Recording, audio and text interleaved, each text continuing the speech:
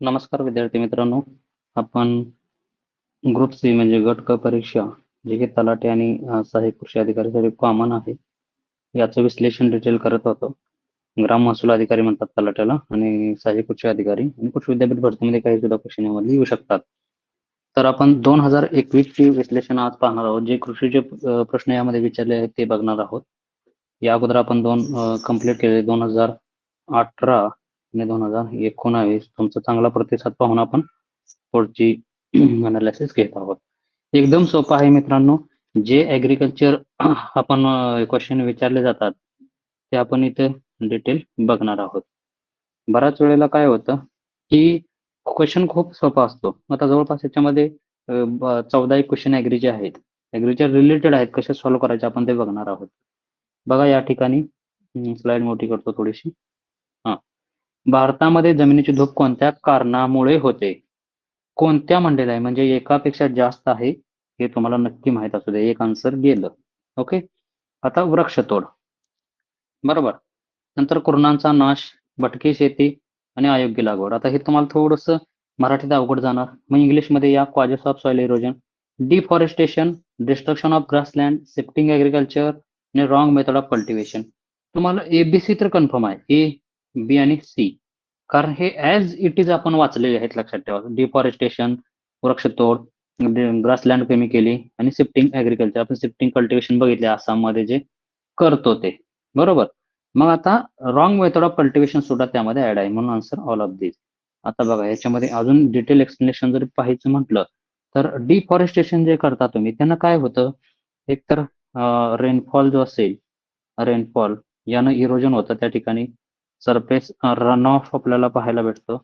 Surface run of, पाऊस असेल किंवा काय, त्यानंतर माती वाहून जाणे, नंतर विंड वाऱ्याने होते आणि टेम्परेचर फ्लक्च्युएशन, कमी जास्त टेम्परेचर, यामुळे सुद्धा त्या ठिकाणी आपलं इरोजन होताना दिसतं. ते ट्री रूट हे नॉर्मली बाइंड करतात सॉइल पार्टिकल्सला, पण ज्यावेळेला झाड तोडता तुम्ही त्यावेळेला हे सगळं सॉइल वल्नरेबल होऊन इरोजन होतं तिथं, माहिती असू द्या तुम्हाला. त्यानंतर जर समजा डिस्ट्रक्शन ऑफ ग्रासलँड जर डिस्टर्ब केली तुम्ही तर व्हेजिटेशन कव्हर आपल्याला माहिती आहे कमी होतो. मग रन ऑफ जे असेल, रन ऑफ हा या ठिकाणी वाढतो आणि सॉइल ही एक्सपोज होते डायरेक्ट एअर असो किंवा त्याच्यानंतर रेनफॉल वगैरे, आणि इरोजन हे ऍक्सलरेट होतं म्हणजे इरोजन वाढतं. आता हे तुम्हाला थोडंसं याच्यापासून थोडंसं डिटेल अनालिसिस करायचं ठरवलेलं आहे, कारण एकही क्वेश्चन तुमचा यामधला चुकायला नको. आता शिफ्टिंग ऍग्रीकल्चर आपल्याला माहित आहे, इथं काय करतो आपण, लँड रोटेशन करतो. म्हणजे प्रत्येक वर्षी ही जमीन 2-3 वर्षातून जमीन बदलतो आपण. बरोबर. झाडे तोडतात, ही समजा जमीन आहे, झाडे तोडतात इथले, जमीन लेवल करतात, इथे शेती करतात 2-3 वर्ष, परत ते करून दुसरीकडे जातात. अशा पद्धतीने शिफ्टिंग आहे, म्हणजे इथं लँडचं रोटेशन आहे. ह्याला लँड रोटेशन म्हणतात इथं. आता यामुळं काय होतं, सॉइलचं डिग्रेडेशन होतंय, माहिती असू दे. त्याचबरोबर जो न्यूट्रियंट आहे, न्यूट्रियंट आपला तो डिप्लीट होतो, लक्षात ठेवा. डिप्लिशन होतंय आणि इरोजन असेल, इरोजन हे वाढतंय. एवढ्या गोष्टी इथं महत्वाच्या आहेत. बरोबर. त्यानंतर आता बऱ्याच जण हा प्रश्न पडला असेल की सर मग हे रॉंग मेथड ऑफ कल्टिव्हेशन कसं काय कारणीभूत आहे? तर बघा, जर तुम्ही अशी जमीन असेल, थोडीशी स्लोप आहे या जमिनीला, जर तुम्ही कल्टिव्हेशन अलॉंग विथ स्लोप, बघा कल्टिव्हेशन जर तुम्ही स्लोपला जर 90 डिग्री म्हणजे अलॉंग विथ स्लोप जर तुम्ही केलं नाही तर तुमचं इरोजन होतं तिथं. नंतर एक्सेसिव्ह जर टिलेज ऑपरेशन्स कॅरी आउट केली तरी इरोजन होतं. नंतर क्रॉप रेसिड्यू रिमूव्ह केला तरी इरोजन होतं. ओव्हर ग्रेझिंग करतात काही वेळेला जनावर वगैरे, ते तरी इरोजन होतं. नंतर आपण काय करतो, अशी जमीन उतारा तर ह्याला कंट्रोल फार्मिंग करत नाही, त्यामुळे सुद्धा इरोजन होत असते. ह्या सगळ्या गोष्टी इरोजनला कारणीभूत आहेत. आपण फास्टमध्ये कव्हर करतोय. नंतर बघा, सुवर्ण जयंती रोजगार योजना एचजीएसवाय याची अंमलबजावणी टिंबटिंबा मार्फत होते. आता व्यापारी योजना, प्रादेशिक ग्रामीण बँका, सहकारी बँका, परदेशी बँका. जो परत आता कन्फ्युजन वाढलं, इंग्लिशमधून मराठीतून कळत नाही. मग बघा आता इम्प्लिमेंटेशन ऑफ एचजीएसवाय, सुवर्ण जयंती ग्राम स्वरोजगार योजना. आता हे तुम्हाला हे आमच्या कुठे वाचण्यात गेले, एक्सटेन्शन मध्ये आठवा तुम्हाला एचजीएसवाय हे पाहायला भेटलं असेल. ओके. एचजीएसवाय, सुवर्ण जयंती ग्राम स्वरोजगार योजना. त्याच्या अगोदर बघा एक थोडंसं इरोजनच्या रिलेटेड अजून एक क्वेश्चन येऊ शकतो. सॉरी, सांगायचं राहून गेलं. इरोजन त्या रिलेटेड अजून एक क्वेश्चन इथं डिटेलमध्ये जर पाहायचं म्हटलं तर येऊ शकतो. ते म्हणजे types of erosion. Types of erosion. एका मिनिटात सॉइल इरोजन घेतो मी लगेच. सॉइल एअर आणि वॉटर इरोजन. त्यामधलं महत्त्वाचं सॉइल इरोजन, वॉटर इरोजन आणि एअर इरोजन. ओके, हे 3 झाले. आता सॉइल इरोजन थोडंसं डिटेल पाहिजे आपल्याला, क्वेश्चन त्याच्यावरती विचारलेला होता म्हणून. पहिला आहे सीट इरोजन. सीट इरोजन एकदम फास्ट घेतोय. नंतर रील इरोजन, नंतर गली इरोजन, गली इरोजन आणि ओके, हे महत्वाचे आहेत. आणि नंतर लँडस्लाइड वगैरे आहे. सीट इरोजन म्हणजे इथं थिन लेयर सीट जे सॉइल असेल पूर्ण काढली जाते. याच्या अगोदर स्प्लॅश इरोजन पण असतं, स्प्लॅश, स्प्लॅश, सीट, रील, गली आणि नंतर लँडस्लाइड. ऍक्च्युअली रेव्हिन वगैरे पण म्हणतात, एक खोल गली असते रेव्हिन. बघा, पहिलं स्प्लॅश आहे, नंतर सीट, नंतर रील, नंतर गली आणि रेव्हिन, नंतर लँडस्लाइड. हे अशा पद्धतीचं सुरू असतं. स्प्लॅश म्हणजे ड्रॉपलेट्स आणि सॉइल एका ठिकाणून दुसऱ्या ठिकाणी उडून जाते, रेनच्या ड्रॉपमुळे वगैरे आपण बघू शकतो. त्यानंतर सीट इरोजन, इथं थिन लेअर सीट निघून जाते. रील म्हणजे स्मॉल चॅनल्स डेव्हलप होतात. गली म्हणजे बिग गलीज फॉर्म होतात आणि त्या रेव्हिन म्हणजे व्हेरी बिग गलीज आपल्याला पाहायला भेटतात. ओके, तर हे आपण मग करण्यासाठी ह्याला काय करता येते, ह्याला ट्रिक बघा. आता म्हणजे ह्याला वेगवेगळ्या काय करणार, तुम्ही इरोजन कसं थांबवणार हे पण विचारतील तुम्हाला. त्यामध्ये आहे कंट्रोल फार्मिंग. कंट्रोल फार्मिंग करू शकता तुम्ही. त्यानंतर कंट्रोल बंडिंग आहे, कंट्रोल बंडिंग करू शकता. नंतर टेरेसिंग आहे, तर टेरेसिंग वगैरे. ओके, त्यानंतर स्ट्रीप क्रॉपिंग आहे, strip cropping, mulching, cover crops आणि अफॉरेस्टेशन आणि शेल्टर बेल्ट. ह्या सगळ्या गोष्टी तुम्ही करून जे सॉइल इरोजन आहे हे थांबवू शकता. आता बघा, आपलं परत येऊया HGSY ला आपण आलेलो होतो. सुवर्ण जयंती ग्राम स्वरोजगार योजना ही कोण जनरली राबवतं किंवा डन बाय म्हणताय? Commercial bank, regional bank, cooperative bank आणि फॉरेन बँक. फॉरेन बँक नाहीये, उरलेले 3 आहेत. म्हणजे कोणते? कमर्शियल बँक, RRB आणि कोऑपरेटिव्ह बँक. आता सुवर्ण जयंती योजना तुम्ही म्हणाल की आम्हाला ऐकली नाही. 1999 ला आठवा जरा थोडंसं एक्सटेन्शन मध्ये गेलेली आहे. कशासाठी आली होती योजना? जे सेल्फ हेल्प ग्रुप आहेत त्यांच्यावरती फोकस करत होते, SHG वरती. त्याचबरोबर स्किल डेव्हलपमेंटसाठी सुद्धा ती योजना होती. नंतर बँक क्रेडिट असेल, सबसिडी असतील यासाठी आणि इन्कम जनरेशन ऍक्टिव्हिटीज या सगळ्यासाठी ही HGSY म्हणजेच सुवर्ण जयंती ग्राम स्वरोजगार योजना आलेली होते. आता याच्या रिलेटेड 2-3 योजना महत्वाच्या आहेत. कोणकोणत्या बघा. आता बरेच जण म्हणत असतील की सर खूपच फास्ट होते, कारण काय होतं माहितीये का, तुम्ही बऱ्याच वेळेला डायरेक्ट 2च्या स्पीडनं पाहता. त्यामुळे ऑलरेडी मी 2च्या स्पीडने घेतोय आता. ओके, HGSY बघितलं आपण कशासाठी? सेल्फ रुरल एम्प्लॉयमेंटसाठी होती किंवा रुरल सेल्फ. नंतर NRLM एक आहे बघा. NRLM आता सध्या खूप गाजलेली स्कीम चालू पण आहे. म्हणजे national rural livelihood mission. Livelihood mission म्हणते त्याला, NRLM. नंतर त्याचं पुढे जाऊन नाव बदललं, DNRLM. नाव बदलायची स्कीम तुम्हाला माहितीच आहे. दीनदयाल अंत्योदय योजना. हे NRLM म्हणजे आहे तेच, नॅशनल रुरल लाईव्हलीहूड मिशन. हे जनरली अशा योजना सुरू आहेत. योजना फक्त नाव बदलून बऱ्यापैकी त्याच योजना आहेत, तिथं नाव याच्यामध्ये बदलले जातात. Just 1 minute.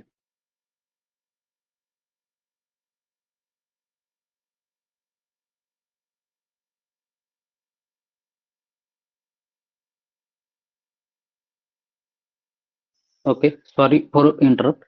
त्यानंतर बघूया आपण पुढचा क्वेश्चन. आता पुढचा क्वेश्चन काय सांगतोय बघा. आधुनिक तंत्रज्ञानाचा वापर केल्याने कोणत्या प्रकारची बेरोजगारी उद्भवत होते? आता सध्या आले बघा, AI इन ऍग्रिकल्चर किंवा AI म्हणतो आपण, बरोबर, आर्टिफिशियल इंटेलिजन्स. ऍग्रिकल्चर मधले काही जॉब जाणार नाही, पण बाकीच्या ठिकाणचे जॉब हे नक्कीच जाण्याच्या मार्गावर आहेत. बघा, ही कोणत्या प्रकारची बेरोजगारी आहे? आधुनिक तंत्रज्ञान म्हणजे kind of unemployment arises due to sophisticated technology. म्हणजे जास्त अत्याधुनिक म्हणतो आपण त्याला. सायक्लिकल, टेक्निकल, सिजनल आणि डिस्कस्ड. साहजिक आहे, ज्ञान वाढते, तांत्रिक म्हणजे टेक्निकल बेरोजगारी वाढू शकते. आता आपल्याला बघायचं आहे. आता ह्या बेरोजगारीचे टाईप आहेत. तुम्ही म्हणाल हे कसं काय? तुम्ही पुस्तक उघडून बघा, सुबा रेड्डी, तुम्हाला अनएम्प्लॉयमेंट हा टॉपिक दिसेल. हा ऍग्रिकल्चर रिलेटेड सुद्धा आहे. आलं लक्षात? आता ऍग्रीमध्ये सुद्धा हे बेरोजगारी आहेत, कुठे आहेत ते बघू आपण. आता बघा, सायक्लिकल बेरोजगारी. सायक्लिकल बेरोजगारी आहे ही का बरं तयार होते बघूया आपण डिटेल्स. ज्या फ्लक्च्युएशन होतात कशामध्ये? आता फ्लक्च्युएशन म्हणजे चढ उतार. फ्लक्च्युएशन इन कशामध्ये? Economic activity. हे बघा, इकॉनॉमिक ऍक्टिव्हिटी असतील, इकॉनॉमिक ऍक्टिव्हिटी किंवा बिझनेस म्हणतो आपण त्याला, business. Is business. Okay, business सायकलमध्ये बघा काय होतं, फ्लक्च्युएशन येतं बिझनेस ऍक्टिव्हिटी किंवा बिझनेस सायकलमध्ये किंवा इकॉनॉमिक ऍक्टिव्हिटीमध्ये. यामुळं काय होतं, हे जनरली सायक्लिकल बेरोजगार आपल्याला पाहायला भेटते. ज्या वेळेला काय होतं बघा, रेसेशन येतं, आर्थिक मंदी आपल्याला किंवा मंदी पाहायला भेटते. रेसेशन म्हणजे मंदी म्हणतो आपण त्याला, रेसेशन ऐकलं असेल, मंदी बाजारात म्हणतात बघा. हा, त्यावेळेला काय होतं, जे प्रोडक्शन असेल, प्रोडक्शन डिक्रीज होतं. मग डिमांड सुद्धा साहजिक आहे, डिमांड सुद्धा कमी होणार आहे, डिक्रीज होणार आहे आणि अनएम्प्लॉयमेंट वाढणार आहे. म्हणजेच एम्प्लॉयमेंट सुद्धा या ठिकाणी काय होणार आहे, डिक्रीज होणार आहे. माहिती असू द्या बघा, बिझनेस सायकल ज्या वेळेला इकॉनॉमिक ऍक्टिव्हिटी किंवा बिझनेस सायकलमध्ये फ्लक्च्युएशन येतात, त्यावेळेला सायक्लिक बेरोजगारी येते आणि रेसेशन मंदी तयार होते आणि त्यावेळेला प्रोडक्शन कमी होते, डिमांड कमी होते, एम्प्लॉयमेंट सुद्धा कमी होते. त्यानंतर आहे टेक्निकल बेरोजगारी किंवा टेक्निकल अनएम्प्लॉयमेंट, जे आता आपण पाहिले. ज्या वेळेला काही वेळेला ऑटोमेशन येतात, आता आर्टिफिशियल इंटेलिजन्स आले, एक तुम्ही प्रॉम्प्ट दिला की ते छोटासा व्हिडिओ बनवून देतं, तुम्हाला स्टोरी लिहून देतं, बऱ्याच गोष्टी करतात ते, बरोबर. म्हणजे जे ह्युमन लेबरला थोडंफार रिप्लेसमेंट म्हणता येणार नाही, बट त्याचं काम हलकं करत आहे. म्हणून त्याच वेळेला ऑटोमेशन असतं काही कंपनीमध्ये, त्यावेळेला लेबरचं डिस्प्लेसमेंट होतं. हे झालं टेक्नॉलॉजिकल किंवा टेक्निकल अनएम्प्लॉयमेंट. आता सिजनल एम्प्लॉयमेंट बघा, ही सिजनल जे अनएम्प्लॉयमेंट आहे किंवा सिजनल एम्प्लॉयमेंट कुठं असते आपल्याला, जे पर्टिक्युलर सीझन मध्येच एम्प्लॉयमेंट अवेलेबल असते बघा. During particular season employment is available. तुम्ही बघितलं असेल, एम्प्लॉयमेंट इज फक्त सीझन मध्ये अवेलेबल असते. आता ऍग्रिकल्चर जर विचार केला आपण, ऍग्री बघा, लेबर्सना फक्त सोविंग असेल किंवा विडिंग असेल, हार्वेस्टिंग असेल, म्हणजे सीझन मध्येच फक्त यांना एम्प्लॉयमेंट असते, बरोबर. तर हे झालं सीझनल. आता डिस्गस्ड एम्प्लॉयमेंट. ओके, म्हणजेच काय, सगळ्यात सोपं बघा, जास्त शिक्षण घ्यायचं आणि कमी पगाराची नोकरी करायची, याला आपण काय म्हणतो, किंवा ते झाली ओव्हर एम्प्लॉयमेंट. लक्षात ठेवा, ओव्हर अनएम्प्लॉयमेंट. आता डिस्गस्ड थोडंसं वेगळे. डिस्गस्ड म्हणजेच काय, ह्याला आपण असं म्हणू शकतो बघा, एक काम करण्यासाठी, एक वर्क करण्यासाठी 2 माणसात वर्क होतं, पण हे एक वर्क करण्यासाठी ते 4 माणसं आहे. ती झालं का डिस्गस्ड. म्हणजे more people are employed than actual required. म्हणजे ऍक्च्युअल रिक्वायर्ड 2 बट एम्प्लॉयड 4, म्हणजे जास्त माणसं तिथं काम करतायत. ऍक्च्युअली रिक्वायर्ड तिथे 2च आहेत. हे कुठं इंडियन ऍग्रिकल्चरमध्ये आपल्याला पाहायला भेटतं. ओके, हे झाली.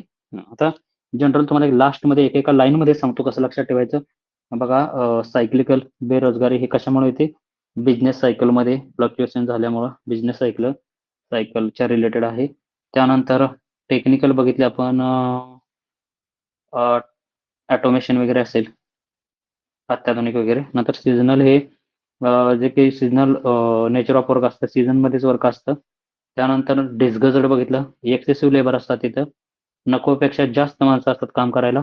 नंतर आहे आता स्ट्रक्चरल फ्रिक्शनल, हे सुद्धा आहेत ना, स्ट्रक्चरल आणि फ्रिक्शनल. ओके, तुम्ही इकॉनॉमिक्स मध्ये बघू शकता. आता स्ट्रक्चरल म्हणजे काय, स्ट्रक्चरल चेंजेस होतात इकॉनॉमीमध्ये, त्याला स्ट्रक्चरल इकॉनॉमी म्हणतो. आता जॉब चेंज किंवा जॉब सर्च करतो आपण, ते झाली घर्षण बेरोजगारी. सर्च किंवा चेंज करतो आपण, ते झालं फ्रिक्शनल. हे माहिती असू द्या. हे काही बेरोजगारीचे प्रकार आहेत. त्यानंतर बघा, विकास वित्तीय संस्था स्थापन करण्यासाठी किंवा करण्यात आल्या, कारण त्या टिंब किंवा डॅश डॅश म्हणतो आपण. थोडंसं मोठं झालं की आपण शब्द पण मोठे वापरायला चालू करतो, तसं डॅश डॅश. अल्प मुदतीसाठी निधी उपलब्ध करून देतात, कृषी आणि मुख्य क्षेत्राचा विकास होण्यासाठी मदत करतात, नाणे बाजाराचे नियमन करतात, भांडवल बाजार नियमन करतात. काय कळलं नाही, आता इंग्लिशमध्ये येऊ. Development of financial institute were established to, कशासाठी फायनान्शियल इन्स्टिट्यूट ह्या तयार केलेल्या आहेत. आता आपण बघणार आहोत बघा.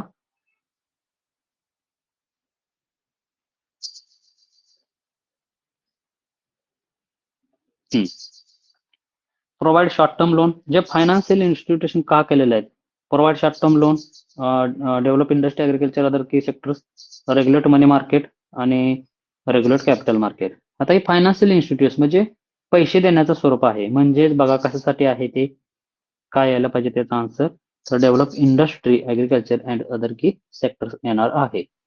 आता बघूया, तुम्ही म्हणाल हे कसं आलं आन्सर, बघा एक्सप्लेनेशन डिटेल मध्ये जाऊया आपण. बघा, शॉर्ट टर्म लोन म्हणजेच काय, 15 महिन्यापेक्षा कमी कालावधी किंवा 15 महिन्यापेक्षा कमी कालावधीसाठी जे लोन दिला जातो, तो झाला रिपेमेंट केला जातो 15 महिन्यामध्ये. हे आपण त्याला शॉर्ट टर्म फंड किंवा शॉर्ट टर्म लोन किंवा शॉर्ट टर्म कॅपिटल फायनान्स सुद्धा हे म्हणतो. ओके, त्यानंतर बघा सेकंड वन जे आहे इंडस्ट्रियल फायनान्स असेल, ऍग्रिकल्चर असेल, अदर की सेक्टर्स एक्सपोर्ट वगैरे असेल, यासाठी जे आहे हे डेव्हलपमेंट फायनान्शियल इन्स्टिट्यूशन काम करत असतात. ओके. नंतर आता रेग्युलेट मनी मार्केट हे फक्त आणि फक्त रेग्युलेट मनी मार्केट करण्याचं काम आरबीआयचं लक्षात ठेवा, दुसरं कोणी करू शकत नाही. म्हणजे रिझर्व्ह बँक ऑफ इंडिया ही प्रिन्सिपल मॉनिटरी अथॉरिटी आहे. प्रिन्सिपल मॉनिटरी अथॉरिटी आहे जे की रेग्युलेशन ऑफ मनी मार्केट म्हणजे नाणे बाजाराचे वगैरे नियमन करते. आणि कॅपिटल मार्केट जे आहे ते तुम्ही बघितलं असेल कॅपिटल कोण हे करतं, तर याची प्रिन्सिपल कोण आहे किंवा प्रिन्सिपल रेग्युलेटिंग बॉडी कोण आहे, तर सेबी तुम्ही ऐकलं असेल सेबी. ओके. स्टॉक काय जे असेल सिक्युरिटी कॅपिटल मार्केट वगैरे त्याच्यासाठी हे स्टॉक आहे. मग आता बघा ते सेबी काम करते. आरबीआय काय करतं बघितलं आपण बघा एकदा परत एकदा. आरबीआय मॉनिटरी सिस्टीम वरती काम करतं, मनी मार्केटवर रेग्युलेट करतंय, त्याबरोबर बँकिंगला सुद्धा रेग्युलेट करण्याचं काम करतं. सेबी हे कॅपिटल मार्केटला रेग्युलेट करण्याचं काम करतं सेबी. आणि डीएफआय जे आहे म्हणजे कोणतं डेव्हलपमेंट फायनान्शियल इन्स्टिट्यूशन हे डेव्हलपमेंट ऑफ फायनान्स साठी कामी येतं, हे माहिती असू द्या. ओके. थोडंसं ऍग्रिकल्चर रिलेटेड अल्प मुदतीसाठी कर्ज होतं म्हणून आपण इथं घेतलेलं आहे. आता बघा नाबार्ड हा ऍग्रिकल्चरचा क्वेश्चन आहे. आता नाबार्ड काय करतं बघायचंय. विधान विचारात घ्या म्हणते. नाबार्ड कृषी क्षेत्राच्या विकासाला कर्ज सोय करून देते. ग्रामीण व्यवसायांना कर्ज पुरवठा, शहरी उद्योगांना आर्थिक मदत आणि शहरी विकासासाठी सुद्धा आर्थिक मदत करते असे ह्यांनी ऑप्शन दिलेले आहेत. आता आपल्याला बरोबर कोणत्याही ओळखायचं बघा.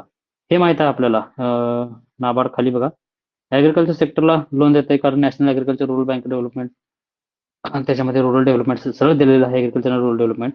त्यानंतर लोन फॉर रुरल बिझनेस हे पण बरोबर आहे, पण अर्बन साठी नाबार्ड हे काम करत नाही म्हणून आन्सर ए आणि बी आहे लक्षात ठेवा. ओके.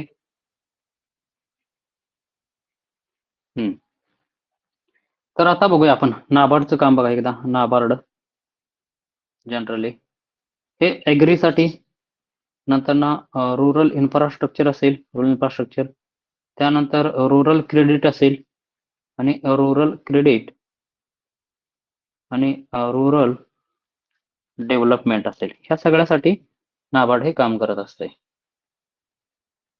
ओके. तर नाबार्डची जर आपण स्थापना वगैरे जर बघितली 1982 आहे, खूप वेळा आपण बघितलेलं आहे. हेडक्वार्टर मुंबईला आहे. त्यानंतर ऍग्रिकल्चर, रुरल डेव्हलपमेंट वगैरे, rural credit cooperative, RRB, SHG, rural development वगैरे सगळे कामे करते आपल्याला माहित आहे. ओके. ह्यात हे काय पुढचं आपण बघत बसायचं नाही. आता पुढे बघा खालीपैकी कोणती संकल्पना राष्ट्रीय उत्पन्नाशी संबंधित आहे. साठा, अंशलक्षी, प्रवाही वरपैकी कोणते नाही. असं येत नाही आपल्याला. आपण इंग्लिश वाचायचं कधी. Which of the following concept related to national income, हे सुद्धा इकॉनॉमिकच्या सोबारेड्डी बुक मध्ये आहे. नॅशनल इन्कम तुम्हाला मला वाटतं सेकंड कोर्स होता त्याच्यामध्ये आहे स्टॉक, फ्लो, मायक्रो आणि नन ऑफ द अबव. तर काय म्हणतं हे नॅशनल इन्कम एक सेंटेन्स होता आपल्याला. नॅशनल किंवा इन्कम इज अ फ्लो होता बघा. हा, कॅपिटल इज स्टॉक आणि इन्कम इज अ फ्लो, त्याच्यावर आन्सर हे आलं असतं तुम्हाला. ओके. आता फ्लो म्हणजे काय. Flow means what, income per year, production per year, year टाकू इथं, production per year, expenditure per year. म्हणजेच हे जे असेल हा फ्लो कंटिन्युअसली चालू राहतो. म्हणजे flow is measured over a period of time. हे काय एक पर्टिक्युलर वेळेवरती किंवा वर्षामध्ये किंवा टाइम मध्ये मोजलं जातं, त्याला आपण फ्लो असं म्हणतो. स्पेसिफिक अकाउंटिंग पिरियड असतो, जनरली आपण 1 इयर धरतो तिथं. नॅशनल इन्कम हे फ्लो आहे बघितलं आपण. कॅपिटल हे स्टॉक आहे बघितलं होतं आपण. इकॉनॉमिक्स मध्ये आपल्याला डायरेक्ट लाईन आहे. आता मग स्टॉक म्हणजे काय आहे, तर measured at point of time, एका पॉइंट ऑफ टाइमला आपण मेजर करतो. म्हणजे बघा स्टॉक आपण म्हणतो तुझ्याकडे किती स्टॉक आहे. स्टॉक म्हणजे काय, पैशाचा स्टॉक. हा विषय चालला, वेगळा स्टॉक नाहीये. वेल्थ, आता कॅपिटल हे झालं तुमचा स्टॉक, साठा. ओके. आणि फ्लो म्हणजे इन्कम इज अ फ्लो. त्यानंतर बघा अजून एक्झाम्पल स्टॉकचं तुम्हाला बँक बॅलन्स. आपण म्हणतो तुझ्याकडे किती स्टॉक आहे सध्या, तो किती पैसे देऊ शकतो. इन्व्हेंटरी असेल. आणि फ्लो काय पिरियड ऑफ टाइम मध्ये आपण मोज करतो. इन्कम, प्रोडक्शन, एक्सपेंडिचर, सेव्हिंग हे झाले फ्लो. समजलं. त्यानंतर पुढे बघा पाठीमागच्या याच्यामध्ये मी तुम्हाला सांगितलं लोकसंख्येचे स्थित्यंतर टिंबटिंब यामुळे घडते. म्हणजे डेमोग्राफिक ट्रान्झिशन आपण बघितलं होतं बघा, आठवत आहे का? इंग्लिश क्वेश्चन डायरेक्ट घेऊ. डेमोग्राफिक ट्रान्झिशन का बरं होतं? चेंजेस इन मॉर्टॅलिटी, मृत्यूदरात बदल होतो. चेंजेस इन फर्टिलिटी, जन्मदरात बदल होतो. त्यानंतर चेंजेस इन इन्कम डिस्ट्रीब्युशन, उत्पन्न वितरणातील बदल आणि अर्बनायझेशन, नागरीकरण. लोकसंख्या दिलेलं आहे, डेमोग्राफिक ट्रान्झिशन दिलेलं आहे. चेंजेस इन मॉर्टॅलिटी म्हणजे जन्मदरात बदल आणि चेंजेस इन फर्टिलिटी म्हणजे जन्मदरात बदल. मग ह्या पैशाचा आणि ह्याचा काय संबंध आहे का? नाही. आन्सर म्हणून 2 आहे, लक्षात ठेवा त्याच्यात. डेमोग्राफिक ट्रान्झिशन, लोकसंख्येचं स्थित्यंतर इकडून तिकडं का बरं होतं, तर ते कारण विचारलेलं आहे. मॉर्टॅलिटी म्हणजेच काय? डेथ रेट म्हणतो आपण त्याला, डेथ रेट, मृत्यूदर. पहिल्यांदा आपण बघितलं 3 स्टेज होत्या बघा, आठवत आहे कोणाला? स्टेज 1, 2 आणि 3. तर याच्यामध्ये पहिल्यामध्ये काय होतं, जनरली मृत्यूदर, जन्मदर दोन्ही जास्त असतात. नंतर हळूहळू कमी होत जातात, हे आपण डिटेलमध्ये बघितलेलं होतं. आणि शेवटी मृत्यूदर कमी असतो आणि जन्मदर सुद्धा कमी असतो, म्हणजे इथं कॉन्स्टंट कडे लोकसंख्या सुरू असते. आता फर्टिलिटी म्हणजे काय बघायचं आपल्याला? रिप्रोडक्टिव्ह बिहेवियर किंवा बर्थ रेट म्हणतो आपण याला. बर्थ रेट, बर्थ रेट माहिती असू दे. मग ह्याचा परिणाम काय होतो नक्की? आता चेंजेस म्हटलं ना आपण, चेंजेस इन मॉर्टॅलिटी जर झालं तर काय होतं? पहिल्यांदा मॉर्टॅलिटी म्हणजे मृत्यूदरामध्ये जनरली डिक्लाइन होते, फर्स्ट डेथ रेट. त्यानंतर त्याचे सॅनिटेशन वगैरे इम्प्रुव्हमेंट केलं की मॉर्टॅलिटी वगैरे कमी होते. न्यूट्रिशन, हेल्थ केअर वगैरे वाढवलं की मॉर्टॅलिटी कमी होते, बरोबर. त्यानंतर फर्टिलिटीमध्ये बघितलं आपण, बर्थ रेट म्हणतो आपण. हे काय असतंय? फॅमिली साईज, एज्युकेशन जसं जसं वाढतं आपलं, तस तसं हे जे असेल बर्थ रेट हा कमी होत जातो. अर्बनायझेशन वगैरे बऱ्याच गोष्टी आहेत. एज. ओके. हे आता बघा, स्टेज 3 सांगितलं तुम्हाला, बऱ्याच जणांना नवीन असेल ते, कोणी बघितलं नसेल मागचं लेक्चर त्यांच्यासाठी परत एकदा शॉर्ट मध्ये कव्हर करतो. स्टेज 1 मध्ये काय म्हणतंय बा, बर्थ रेट BR म्हणू, डेथ रेट DR म्हणतो आणि पॉप्युलेशन ग्रोथ. बघा एकदम सिंपल आहे, तुम्ही लक्षात ठेवायचे. पहिल्यामध्ये बर्थ रेट जास्त असतो, डेथ रेट सुद्धा जास्त असते आणि पॉप्युलेशनची ग्रोथ ही लो असते, लक्षात ठेवा. पहिल्यामध्ये काय म्हणतो मी, जे स्टेज फर्स्ट आहे, डेमोग्राफिक ट्रान्झिशन प्रोसेसचं चाललंय किंवा डेमोग्राफिक ट्रान्झिशन मॉडेल म्हणतो आपण. हाय बर्थ रेट असतो फर्स्ट स्टेजमध्ये, डेथ रेट सुद्धा जास्त असतो आणि पॉप्युलेशन ग्रोथ लो असते, म्हणजे लो म्हणू आपण इथं, तुम्हाला कळणार नाही. हा, नंतर बघा सेकंड स्टेजमध्ये बर्थ रेट रिमेन्स हाय असतो, म्हणजे वाढतच असतो. डेथ रेट मात्र कमी झालेला असतो बघा, इथं लो झालेला असतो किंवा डिक्लाइन असतो, जनरली म्हणू आपण डिक्लाइन, म्हणजे कमी होत असतो. कारण का? अर्बनायझेशन, त्यानंतर इन्कम किंवा बऱ्याच साऱ्या गोष्टी, सॅनिटेशन वगैरे वाढलेलं असतं. आणि पॉप्युलेशन ग्रोथ मात्र रॅपिड असते, कारण जरी मृत्यूदर कमी होत असेल, बरोबर, मग माणसं आणि बर्थ रेट वाढतोय, मग माणसाची संख्या वाढते ना, मग रॅपिड पॉप्युलेशन वाढतंय. पहिल्यामध्ये पॉप्युलेशन काय होतं? जेवढे जन्मतात त्याच्या तुलनेत मरणारे पण तेवढेच होते. आता स्टेज थर्ड बघा काय सांगते, की बर्थ रेट डिक्लाइन होतोय, डेथ रेट सुद्धा डिक्लाइन होतोय आणि पॉप्युलेशनची ग्रोथ असेल हे स्लो डाऊन होते किंवा स्लो होत असते, लक्षात ठेवा. आणि अशी एक स्टेज येते नंतर, काही सायंटिस्टनं चौथी स्टेज पण आणलेली आहे, त्यामध्ये बर्थ रेट सुद्धा लो असतो. आता बघितलं असेल तुम्ही 2.1 आलेला आहे. काय काय बरेच जण आता अलीकडच्या काळामध्ये तर 30-35 वर्ष लग्नच होत नाहीत किंवा आपण लेट करतात, याचा सुद्धा बर्थ रेटवर परिणाम होतो. डेथ रेटमध्ये सुद्धा आपल्याला लो पाहायला भेटतो आणि नंतर स्टेबल ग्रोथ झालेली असते. म्हणून काय काय देशामध्ये बघा, हम दो हमारे दो पेक्षा तिथं प्रोडक्शन व्हावं किंवा पॉप्युलेशन वाढावं याच्यासाठी सुद्धा प्रयत्न सुरू आहेत. आणि 1921 मागच्या लेक्चरमध्ये सांगितलं तुम्हाला, इयर ऑफ ग्रेट डिवाइड म्हटलं जातं त्याला, इयर ऑफ ग्रेट डिवाइड, म्हणजे या काळामध्ये लोकसंख्येचा विस्फोट झाला होता, म्हणजे त्याला लोकसंख्येचा भस्मासूर सुद्धा म्हणतात, माहिती असू द्या. ओके. त्यानंतर पहा, तुम्ही बघितलं असेल दरवर्षी लोकसंख्येवर क्वेश्चन असतो, भारतात खालीलपैकी कोणती योजना गरिबी कमी करण्यासाठी आणली होती? रोजगार हमी योजना, जवाहर रोजगार, स्वर्ण जयंती शहरी संस्कृती विकास कार्यक्रम. आता सॉरी, नाही विचारले बरं का. हा, which of the following scheme has not been introduce in reducing poverty in India?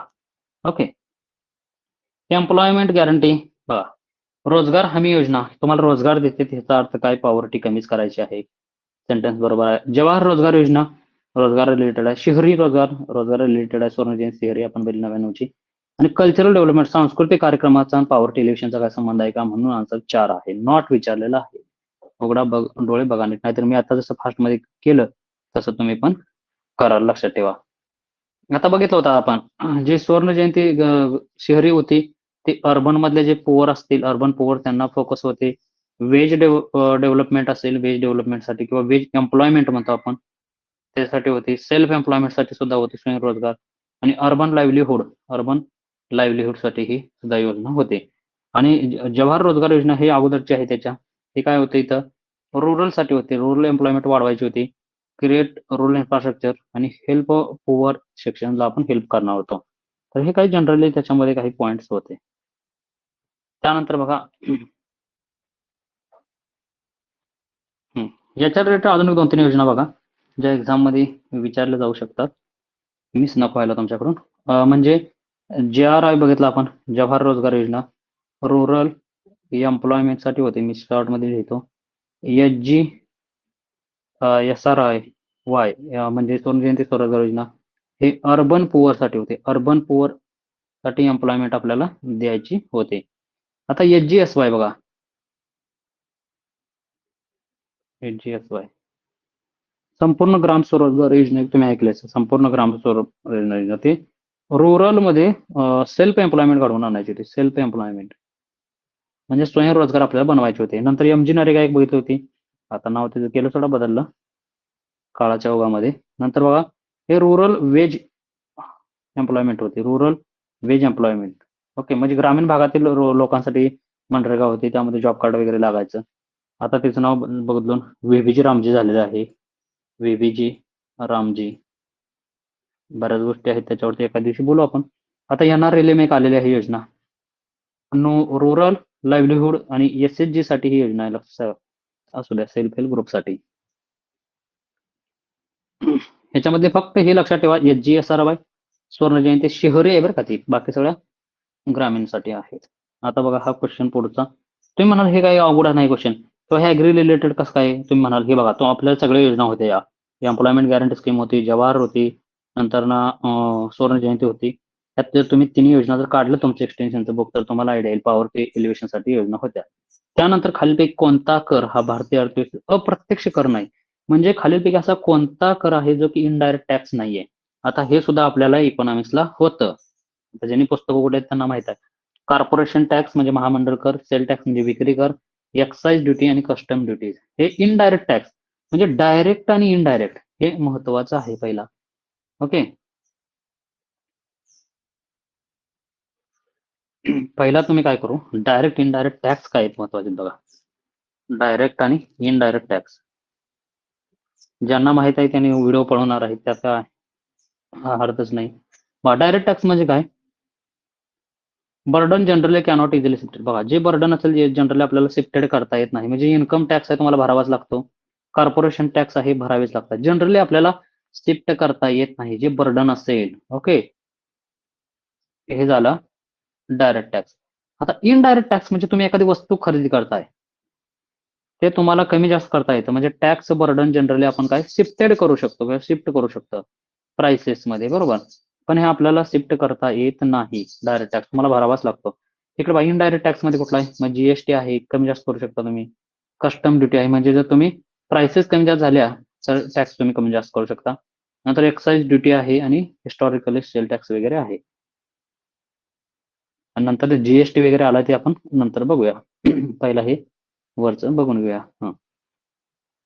तर बघा, मग यापैकी इनडायरेक्ट टॅक्स खालीपैकी कुठला नाही, सेल टॅक्स इनडायरेक्ट आहे, एक्साइज ड्युटी इनडायरेक्ट आहे, कस्टम ड्युटी इनडायरेक्ट आहे, तर कॉर्पोरेशन टॅक्स हा महामंडळ कर हा डायरेक्ट टॅक्स आहे, लक्षात ठेवा.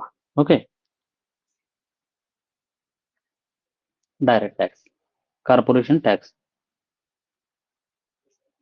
याच्यामध्ये इन्कम टॅक्स सुद्धा डायरेक्ट टॅक्स आहे. आता GST बघा,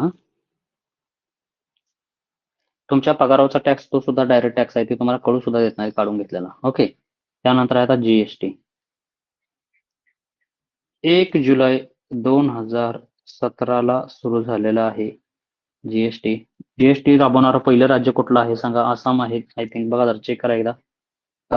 कमेंट बॉक्समध्ये सगळ्यांनी टाकायचं, GST राबवणारं पहिलं राज्य कोणतं आहे. गुड्स अँड सर्व्हिसेस टॅक्स असं म्हणतात त्याला. ओके, 1 जुलै 2017 ला आलेलं आहे ते. वेगवेगळे टॅक्स होते आपले इनडायरेक्ट टॅक्सेस, त्यांना डायरेक्ट त्यांनी काय केले इनडायरेक्ट टॅक्सेस होते, त्यांना त्यांनी रिप्लेस करून एकच टॅक्स आणलेला आहे, जीएसटी. आता पुढे बघा, खालीपैकी कोणते वनस्पती समूह सृष्टीतील उभयचर वनस्पती म्हणून ओळखतात? आलं का? परत तेथेच बॉम्ब झाली. टेरोडोफाइट्स, ब्रायोफाइट्स, जिम्नोस्पर्म्स, अँजिओस्पर्म्स. बघा, हा क्वेश्चन किती वेळा रिपीट होतोय? खालीपैकी एम्फिबियन्स ऑफ द प्लांट कोण कोणता? तुम्हाला मी सांगितलं होतं, जे टीबीपी आहे, दरवर्षी क्वेश्चन आहे इथं. थॅलोफाइट, ब्रायोफाइट, टेरोडोफाइट. यापैकी एम्फिबियन कुठला आहे? डोळं झाकून मला माहिती आहे तुम्ही ब्रायोफाइट लिहिलं असतं, कारण का इथं तुम्हाला मी शिकवलं होतं, बरोबर? कारण टेरोडोफाइट ऑलरेडी थॅलोफाइट आता नाहीये, आणि हे एम्फिबियन नाही, हे वस्कुलार आहे, हे नॉन वस्कुलार आहे, आणि एम्फिबियन आहे. कुठलं? ब्रायोफाइट. आता डिटेलमध्ये बघूया. का बरं मग तुम्हाला प्रश्न पडला असं, का बरं ते एम्फिबियन आहे किंवा bryophytes called amphibian of plant kingdom? Why? कारण बघा, ब्रायोफाइट जर आपण जनरली बघितलं, हे टेरेस्ट्रियल प्लांट्स असतात मोस्टली.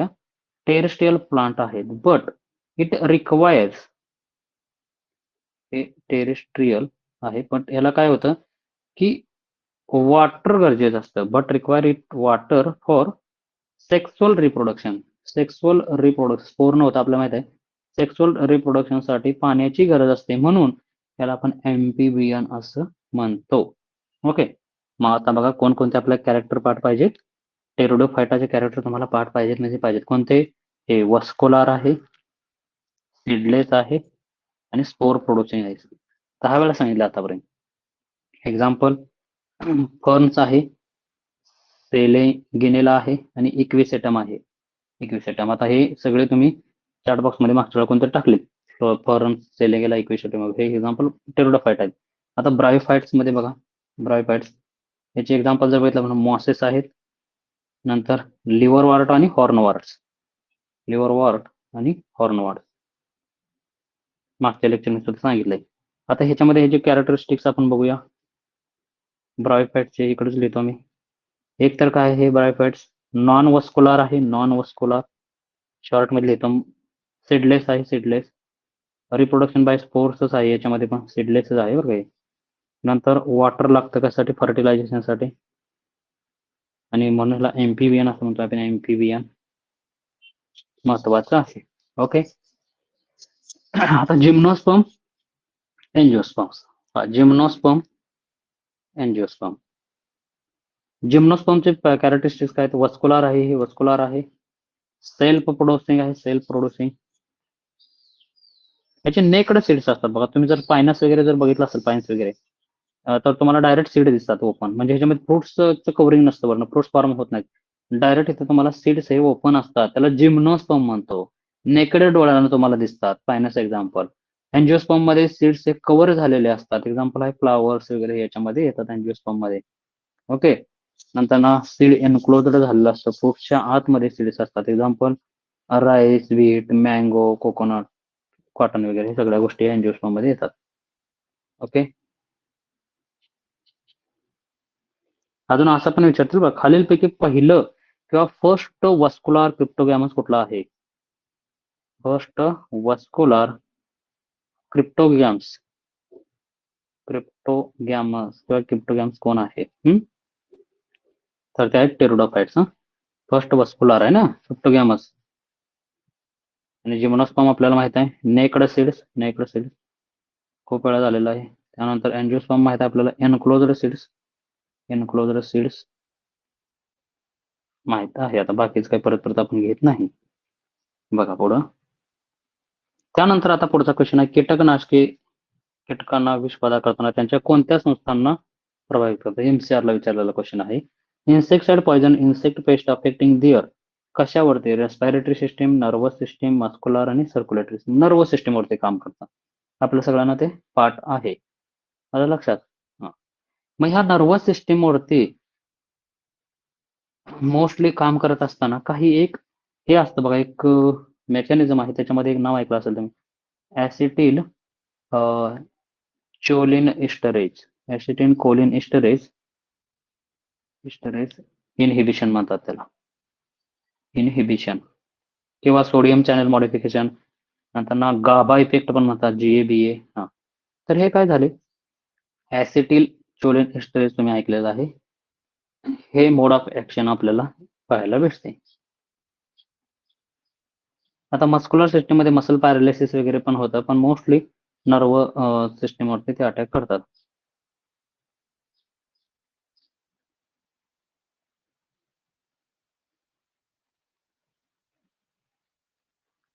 म्हणून बघा तुम्ही हे पण ऐकलं असेल, ॲकी किंवा ॲची म्हणतो आपण, इनहिबिशन असं सुद्धा लिहिलेलं असतं, इनहिबिशन. त्यानंतर ॲसिटिल कोलिन अकम्युलेशन आणि नंतर नर्वस डिसइन्फेक्शन होत असतं, डिसफंक्शन होतं ते. म्हणजे एक्झाम्पल लक्षात ठेवा, नर्वस सिस्टमवरती काम करतं. त्यानंतर बघा आता सगळ्यात महत्वाचं आहे, आता मराठी वाचतच नाही मी, कारण हे वेगळंच काहीतरी दिसतं आपल्याला. इंग्लिश बघा करेक्ट विचारलंय, statement regarding inorganic nutrients in the plant. आता तुम्ही इनऑर्गॅनिक ऑर्गॅनिक असलं काय लक्षात ठेवायचं, सगळेच इनऑर्गॅनिक मोस्टली. आता बघा आपल्याला त्यांनी स्टेटमेंट विचारले, खालीपैकी काय विचारायचं हे तर डोकं लावायचं नाही, फक्त करेक्ट स्टेटमेंट कुठलं आहे एवढंच डोकं लावायचं. NSAP आर मॅक्रोन्युट्रिएंट, बघा नायट्रोजन मॅक्रोन्युट्रिएंट आहे, पुढे चला. त्यानंतर बरोबर विचारलेलं आहे, CAMGO आर मायक्रोन्युट्रिएंट. बघा काय म्हणतं हे, मायक्रोन्युट्रिएंट. CAMG हे मायक्रोन्युट्रिएंट आहे का, नाही आहे, चुकलं. N आहे सल्फर मॅक्रोन्युट्रिएंट आहे, बरोबर आहे. F द्या सोडून, इथं ऍक्च्युअली चुकलंय ते. म्हणजे CAMGS आणि इथं लिहितो मी NPK CAMGS हे काय आहेत, मॅक्रोन्युट्रिएंट आहे, ते आपल्याला माहित आहे. आता ह्याच्यानुसार चला बघा, N आणि S आहेत, CAMG हे मॅक्रो आहे, मायक्रो चुकलं, हे बरोबर आहे.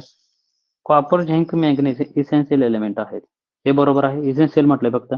बोरॉन मॉलिब्डेनम क्लोरीन हे नॉन एसेन्शियल म्हटले. नॉन एसेन्शियल कसं काय, आपल्याला गरजेचे आहेत ते, म्हणून चुकलं. म्हणून बघा कुठं ए आणि सी दिसतंय तुम्हाला, हे दोन बरोबर आहेत, म्हणून ए आणि सी बरोबर आहे. ऍक्च्युली एफ इथं चुकलेलं आहे. क्लिअर, समजलं. एफ हे मायक्रोन्युट्रिएंट आहे जनरली इसेन्शियल, पण ते चुकून तिथं आलेलं आहे. आता मॅक्रोन्युट्रिएंट आपण बघितले, NPK CAMGS, त्यामध्ये ऍडिशन CHO पण आहे बरं, माहिती असतं तुम्हाला. CHO हे सुद्धा काय आहेत, मॅक्रोन्युट्रिएंट आहेत, म्हणून इथं ओ आलेला आहे. CHO सुद्धा आहे. हे फक्त एक चुकलेलं आहे. ओके, मग ह्यातलं मेजर मॅक्रोन्युट्रिएंट आहे प्रायमरी NPK, हे सेकंडरी CAMGS मायक्रोन्युट्रिएंट आहे. आणि फेमन झंकोबो सगळ्यांना माहित आहे, फेरस, मॅंगनीज, झायडेन, कॉपर, बोरॉन, मॉलिब्डेनम, कोबाल्ट आणि निकेल, हे काय आहेत, मायक्रोन्युट्रिएंट आहेत. आता बऱ्याच जणांना प्रश्न पडला असेल, काही मायक्रोन्युट्रिएंटचे रोल महत्वाचे आहेत.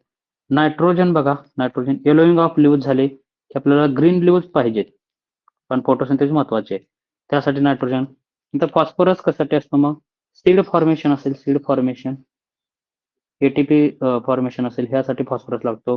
जे नंतर ना रिप्रोडक्शन साठी सुद्धा फॉस्फरस लागतो. ओके, नंतर के चकाकी येण्यासाठी, क्वालिटी येण्यासाठी, डिसीज पेस्ट रेजिस्टन्स आहे, त्यासाठी आपल्याला पोटॅशियमची गरज असते. कॅल्शियम सेल साठी लागतं. त्यानंतर तुम्ही हे बघितलं असेल आपल्या ह्याच्यामध्ये, पॉपिंग इन ग्राउंडनट होता कॅल्शियम जर कमी पडलं तर. मॅग्नेशियम सुद्धा क्लोरोफिल सिंथेसिससाठीच आहे. नंतर सल्फर जे असेल ते मास्टर एलिमेंट आहे ऑइल सीड क्रॉप मध्ये, महत्वाचा आहे तो. मॅग्नेशियम फोटोसिंथेसिस मध्ये डायरेक्टली इम्पार्ट करते.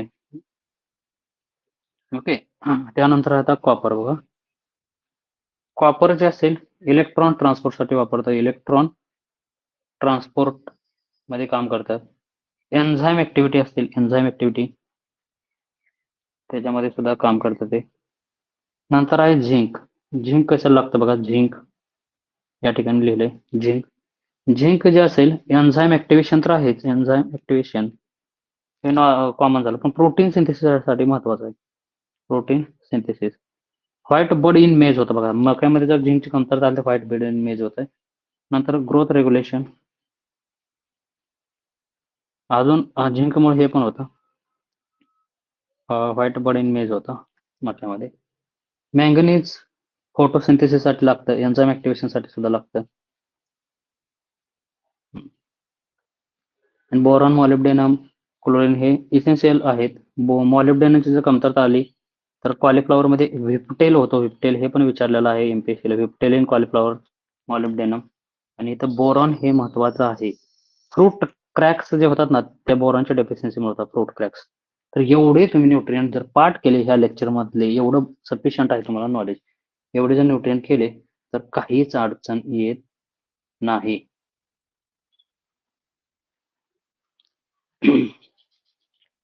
प्रायमरी एनपीके, सेकंडरी सीएमजीएस, हे झालं मॅक्रो. मायक्रोमध्ये फेमन, झंकू, बोरॉन, मॉलिब्डेनम, क्लोरीन, निकेल सांगितलं तुम्हाला. त्यानंतर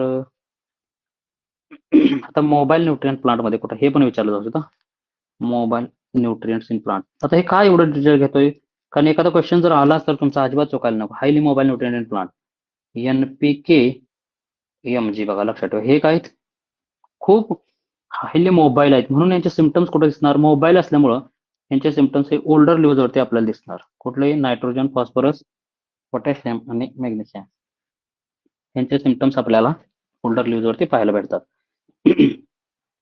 मग लेस मोबाईल किंवा इम मोबाईल कुठले आहेत, इम मोबाईल म्हणू आपण, किंवा लेस मोबाईल म्हणू, इम मोबाईलच म्हणू डायरेक्ट, इम मोबाईल. तर कॅल्शियम आणि बोरॉन बघा, हे इम मोबाईल आहेत, हे वरती जातच नाहीत, म्हणून यांचे सिम्पटम्स कुठे दिसतात मग, शेंड्यावरती. म्हणजे जे यंग टिश्यूज आहेत किंवा जे टिप आहे, टिप पोर्शन, इथं आपल्याला यांचे डेफिशियन्सी सिम्पटम्स दिसतात कॅल्शियम आणि बोरॉनचे.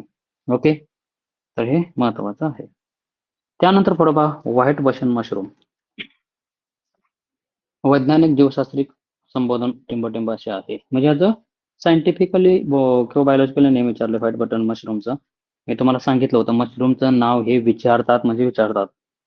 फ्लोरोटस फ्लोरिडा, वल्वेरियल वल्वेसिके, अगॅरिकस बायस्पोरस आणि एरेमॉन्थिसियम आस्पी किंवा एरिमोथिसियम एचबी हे काय दिलेलं आहे. तर याच्यापैकी आपल्याला माहित आहे, अगॅरिकस बायस्पोरस हे व्हाईट बटन मशरूम आहे.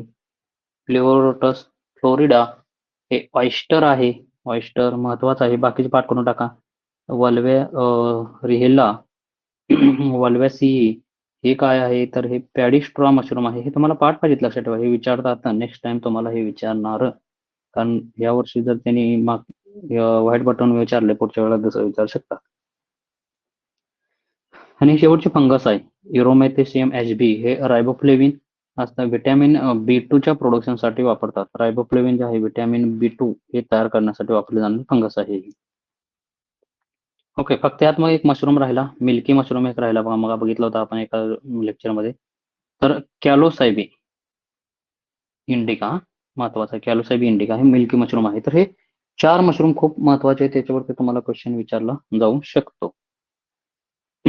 ओके, तर हे जनरली काही क्वेश्चन्स विचारलेले होते. तर बघा, आपण थोडीशी रिव्हिजन करूया आता, कारण एवढी इन्फॉर्मेशन या ठिकाणी आपल्याला सफिशियंट आहे. याच्या व्यतिरिक्त काय याच्या रिलेटेड अजून काय राहिलेलं नाही, आपण बऱ्यापैकी कव्हर केलेलं आहे. जस्ट हे रिव्हिजन करू आपण. Soil erosion, deforestation, grassland destruction, improper cultivation होतं. HGSY स्वर्ण जयंती ग्राम स्वरोजगार योजना रुरल सेल्फ एम्प्लॉयमेंटसाठी होते. शहरी जर विचारलं तर अर्बनसाठी. नंतर टेक्निकॉलॉजी ते टेक्निकल अनएम्प्लॉयमेंट होते. जे आपण DFI बघितलं, डेव्हलपमेंट फायनान्ससाठी. नाबार्ड ॲग्रिकल्चर रुरलसाठी आहे डेव्हलपमेंट. नॅशनल इन्कम हे फ्लो आहे. आणि stock, capital is a stock and income is a flow. Demographic transition, mortality, fertility म्हणून होतं. बघितलं पॉवर टेलिव्हिजनसाठी जवाहर रोजगार योजना. नंतर सुवर्ण जयंती शहरी ग्राम स्वरोजगार योजना पण आहे. कॉर्पोरेशन टॅक्स डायरेक्ट टॅक्स आहे. ब्रायफाईट एम्पिवियन्स आपण बघितलं. इन्सेक्टिसाइड नर्वस सिस्टमवरती काम करतात. कॉपर, झिंक आणि मॅग्नेशियम हे एसेन्शियल मायक्रोन्यूट्रंट, तिथं त्यांनी नॉट म्हटलेलं चुकलं होतं. बटन मशरूम अगॅरिकस बायस्पोरस आहे. त्यानंतर जर बघितलं आपण, तर हे जनरली एवढे पॉईंट हे महत्वाचे होते. तर बाकीचे सुद्धा तुम्ही पॉईंट रिव्हिजन करून घ्या जे झाले आहेत ते. तर अशा पद्धतीनं आपण हे 2021 ला जे काही PYQ आलेले होते, किंवा आपण हे म्हणूया की काही ऍग्रिकल्चर रिलेटेड क्वेश्चन्स आलेले होते, किती सोपे होते तुम्हाला आयडिया आली असेल. तर या पद्धतीनं अभ्यास असू द्या. तुम्ही विश्वास ठेवल्याबद्दल मनपूर्वक धन्यवाद. Thank you very much. या पुढचा पार्ट जर तुम्हाला हवा असेल तर कमेंट बॉक्समध्ये तुम्ही नेक्स्ट प्लीज टाका, नक्की तुम्हाला प्रोव्हाइड करण्याचा प्रयत्न